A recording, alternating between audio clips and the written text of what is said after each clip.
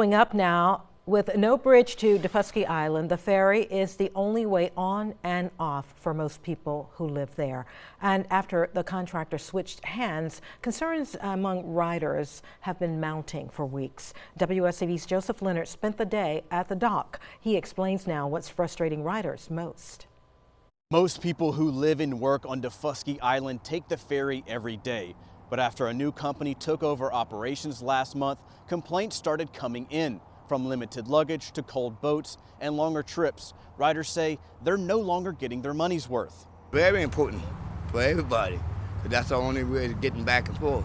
People like Ricky Stevens depend on the ferry to get groceries every week, but riders say that's become harder to do under new luggage restrictions. In mid-January, the Low Country Ferry Company took over the service. Since then, passengers say the reliable ride that they were used to is long gone. One tells me not only is the new ferry putting him behind schedule, it's also hurting his wallet. My wife and I have a farm on the island. It's called The Roost, and we used to bring feed back and forth for our animals. We can no longer do that, or we would be paying an exorbitant amount.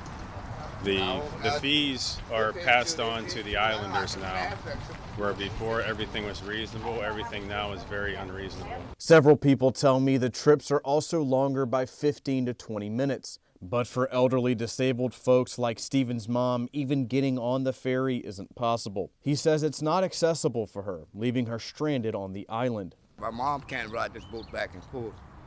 Not on that boat. It's not sufficient enough for her.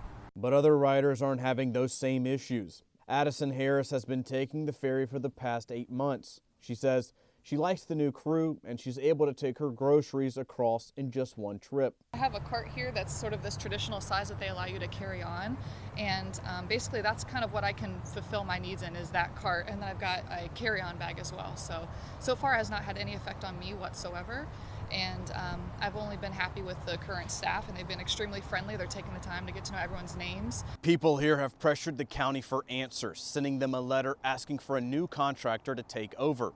But county leaders aren't budging. They say they're standing by Low Country Ferry. Reporting on Hilton Head Island, Joseph Leonard, WSAV News 3, on your side.